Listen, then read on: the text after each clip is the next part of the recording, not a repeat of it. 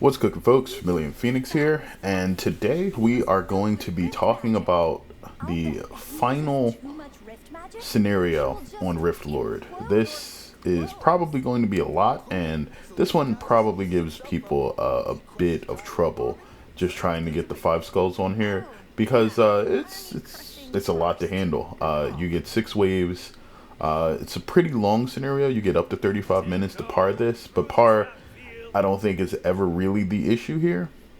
It's really just about being able to handle the huge array of everything coming here. There's a few things that I don't show off here, mainly because I don't really want to talk about them yet, because if you've been following the updates to the game for Robot, there's going to be some changes to everybody's favorite overused war scenario trap, the Bank of Archers, and its cost is going to be going up. There's some places where you could place them that would be beneficial here, but I've decided to go through this particular clear using no war scenario traps. Once the next stage of trap rebalancing happens, which should, I believe, be coming sometime next week, the week of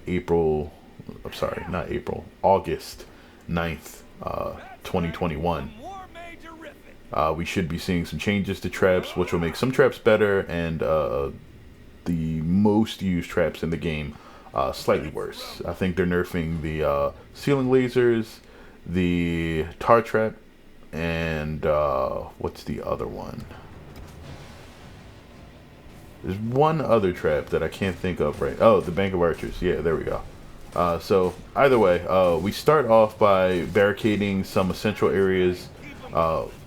If you need to rewatch like what I barricaded in the beginning of the video, go for it. We head outside before we start the wave, mainly to get as much damage dealt to these fire elementals as we can.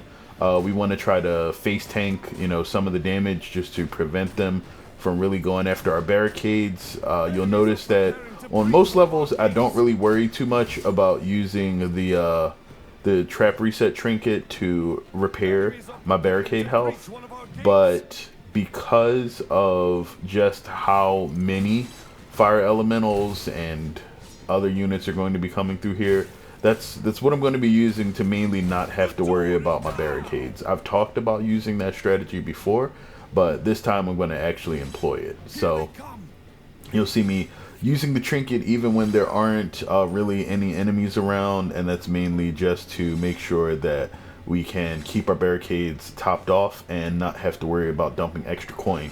And the coin's kind of important here for the way that this is set up. You'll see it.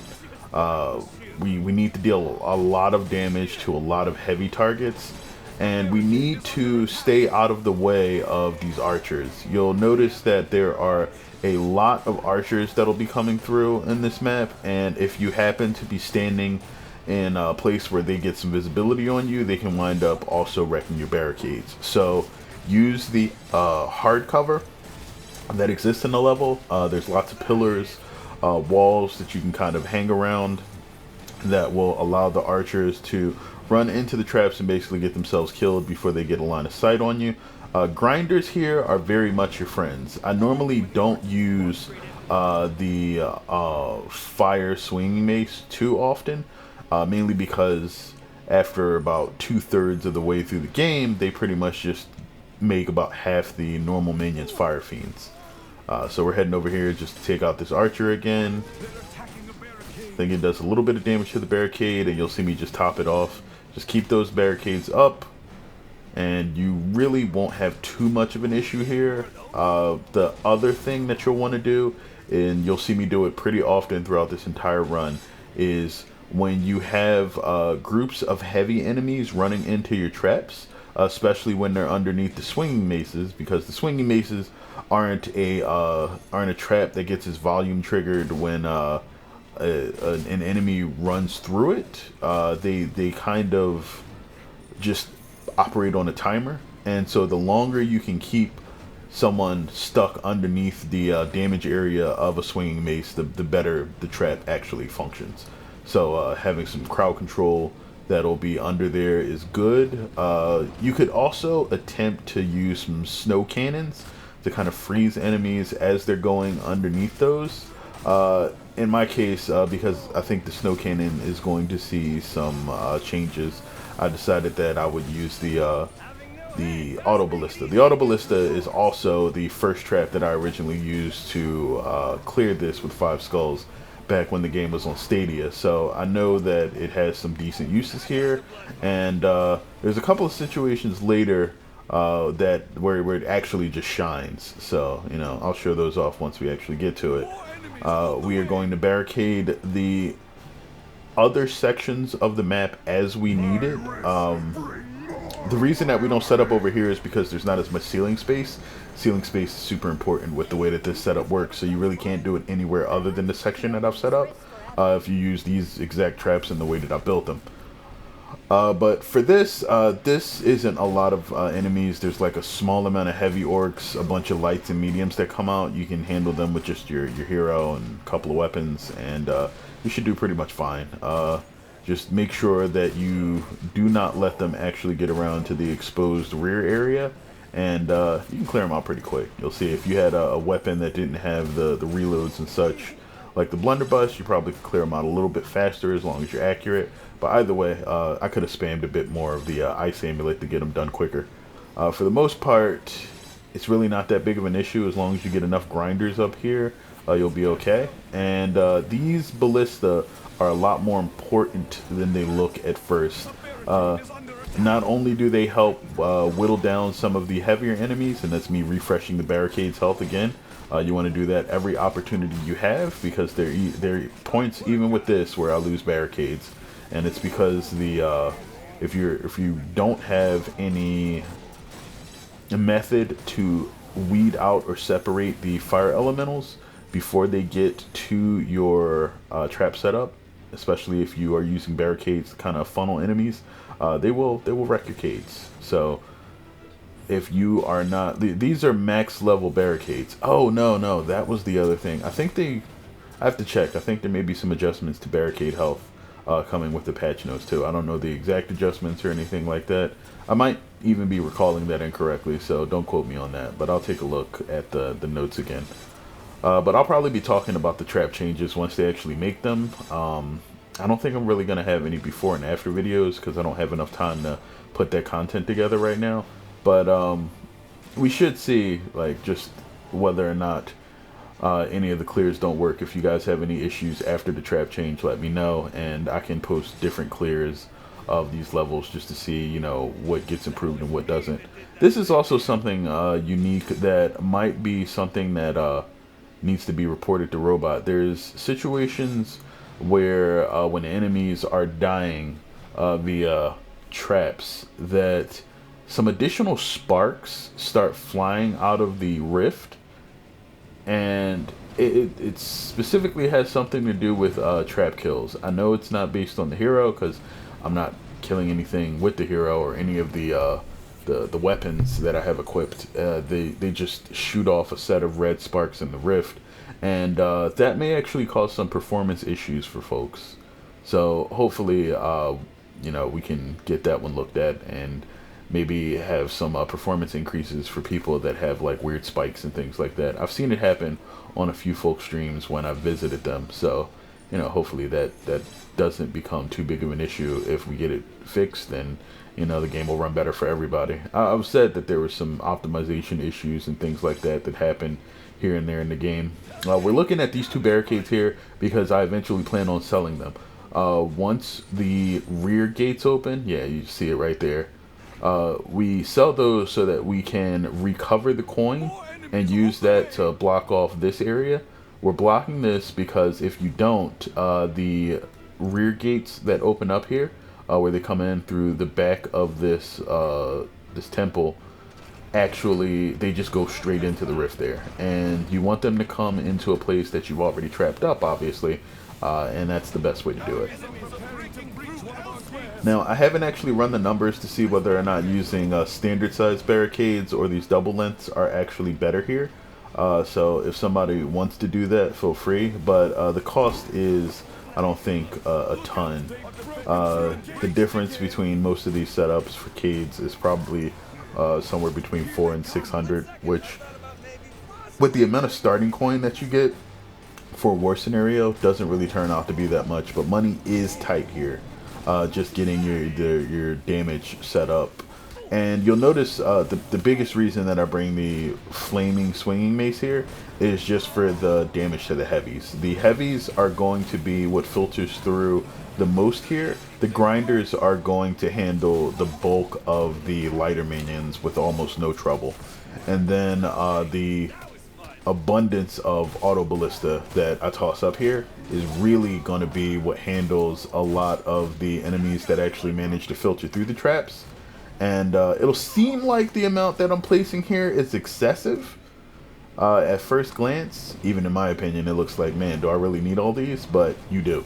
There are situations where the heavier enemies will break through, and there's just so much health that gets through these trap setups that like you really have to be careful here. And I mean, it's the grand finale of the original campaign, so it having just a ton of damage needing to be dealt here kind of makes sense. You know, these enemies are some of the healthiest in the game. You get a lot of mountain trolls, and they get a lot of health. Not only is their health huge, in some cases it just won't stop regenerating. Like here, you'll see this guy is just super green all the time. You normally shoot a troll in the face and its health regen stops. So with these guys, if you're not dealing like a significant amount of fire damage or just freezing them, they will heal through a lot. And they're some of the most dangerous enemies here. You'll see that the fire fiends, which are normally coming from the front, actually don't seem to make it through too often. There's a couple of heavy fire fiends that manage to make it through the traps, but the same thing could be said of the regular heavy orcs. Heavy orcs are very tanky enemies. I think they take about half as much damage as a normal ogre.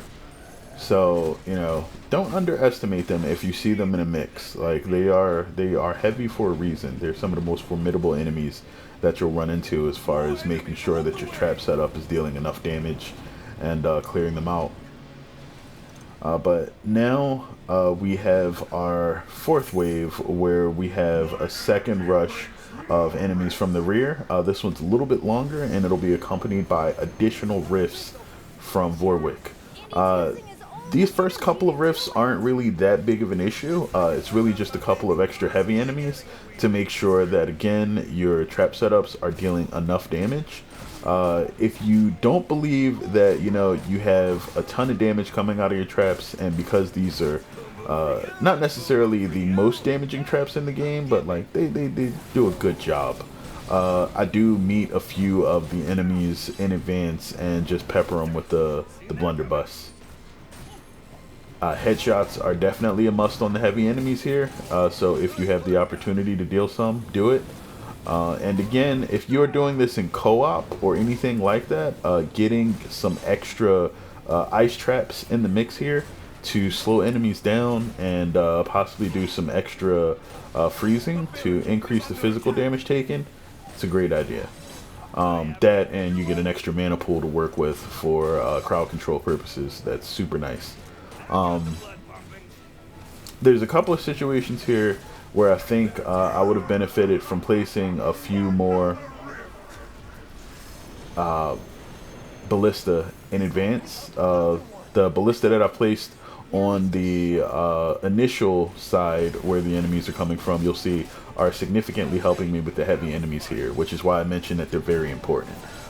With the barricade setup that we use to block off the entry points to the rift here, you really don't have to worry about any of Vorwick's unstable rifts, or, you know, whatever you want to call them, his red rifts that he's opening and random locate. Well, they're not random, they're very fixed.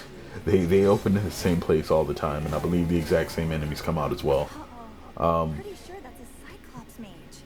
And this is just another situation where you gotta hug the walls. Cyclops mages are basically just heavy archers with, you know, extra special projectile properties. And you'll see I kind of stared at the barricade or flipped back over it a couple of times because the health is low. It's just me planning on my next use of the trap reset trinket. And when you get the opportunity, if like what I'm doing here is I'm filtering out anything that happens to be able to damage barricades, because I know some of my barricades are low. There's a couple opportunities that I could have had to do that on the heavier enemies coming in from the front after this wave, and I missed it, which resulted in a damaged barricade.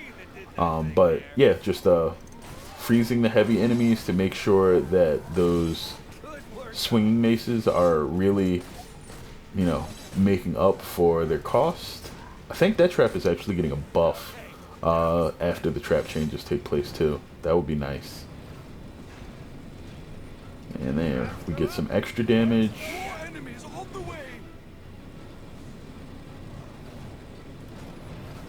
Just lengthening this a bit. And then we're taking some more coin and putting it over on this side. We want to try to keep this as even as possible. You are still going to have a significant amount of enemies coming from this side, and you want to make sure that you have that damage set up on both ends. Otherwise, you'll get more enemies filtering through from one side, and it'll be an issue. That's one of the reasons why the ballista are so instrumental in this setup here. I should have done that a while ago, as soon as that was off of cooldown, just to make sure that it got to its next use a little bit faster. That might have actually saved me a bit of coin here. But coin wise, if you manage to make it through wave 4, you're doing good. You should have quite a bit of damage set up here. The next time you'll really get like a serious DPS check on the way that your setup's going is wave 6. So wave 5 is pretty okay. And here we have that effect where the sparks are just flying off the rift again from the orcs dying. So usually what I do is I just saw those Cyclopses running through there. I don't know how I missed that when I was actually playing it, because I almost like just didn't see him. But, you know, that's why you keep a CC weapon on you, so you can crowd control anything that might slip by.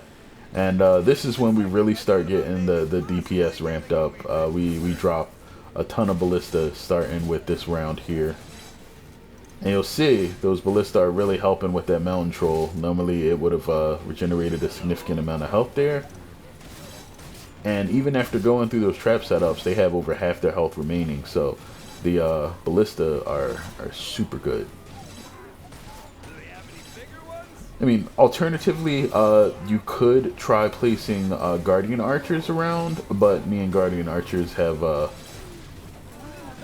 some very mixed feelings, mainly because of their inability to stay alive in situations like this. Even with the health regen on, groups of Orc Archers can really just, you know, kind of plug down what any group of Guardian Archers that you place, and there's no go breaks in Rift Lord, so they never get to come back. You have to sell and replace any Guardian Archer traps if they die, and that's just an additional level of micromanagement that I don't think is beneficial, especially for people that are just trying to 5-skull these levels the first time. And there go the extra sparks again. I was really just trying to catch a glimpse of the sparks here. I'm not sure if, yeah, there you go. If you need to be able to see the pop-ups for the sparks to show up. Like, I'm not 100% sure what's triggering them, but it's something. I'm guessing from the way that it looks, it has something to do with the, specifically the fire elementals, because those are similar explosions to what happens when you kill one of the firelings.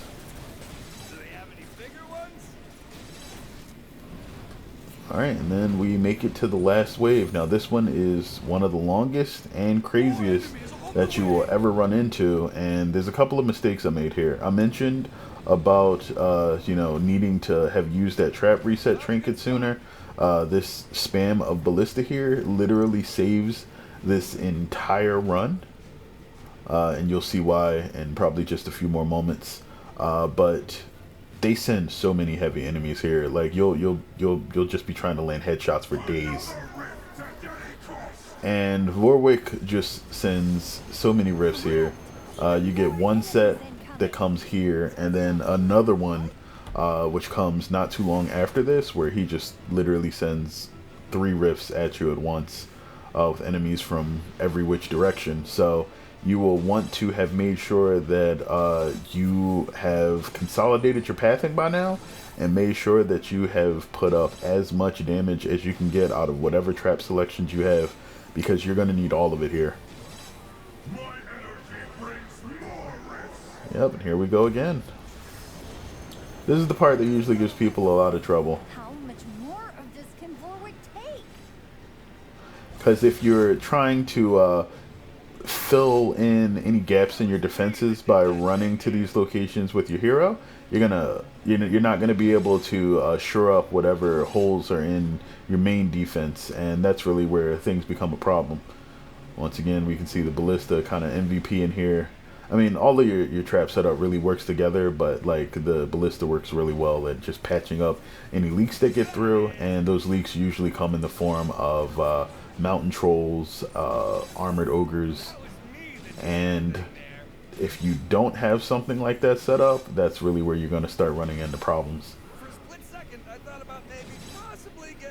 Also, one of the reasons why I think the grinders are super good here is because they knock those shields off of the orcs coming through very easily. It's one of the reasons why Brimstone and grinders are such a great combination. Yes, here's the triple rift that Warwick locked. Alright, that orc that comes over the wall there, that had me cracking up. Like when I actually did this, I had no clue that was going to happen. It just gibbed him and shot his torso over, and like I had to contain my laughter there. It was just a great moment. I love stuff like that, just when you never see it coming, and it's just hilarious. But the reason that we're pretty sure with the way that we have everything set up now that most of the smaller enemies are just going to get gibbed before and they actually make it around, but this is because I wasn't watching that one barricade. I could have repaired it. I didn't actually know which barricade this was, so I went for a quick look around, and then I realized when these heavy enemies are coming from the right, that means a barricade over there has made it so that everybody's not hugging the walls anymore. So you'll see the Arcane Ballista in the background just kind of plugging the enemies after they come through. Pretty much saves the entire run, and then we crowd control the heavier enemies just so we can land those good headshots on them and clear them out. Place a couple of more Ballista because we know the damage will make a difference, and we gun down everybody else that manages to make it through. Now right before the end here we go and replace it, but it would have done a lot better if I would have actually just moved up a little bit more and took a look at the barricades to repair the ones that were taking the damage. And you'll see it, that's the one that was destroyed right there. So we just put that back, and the level's pretty much already over. There's not too many enemies left. We're just cleaning up like the last batch that's coming through and picking up our skulls. There's going to be so many pickups that drop around here, so if you are looking to farm skulls or something, besides doing endless, this is a very good level to do it on, especially if you've got a setup that works pretty well and consistently. And because this is pretty much just the last batch of enemies, I just spam the rest of the Ballista over there, which should clear them out a little bit faster. Again, part-time not really an issue here, but you know, you don't want to spend any more time on the level than you have to.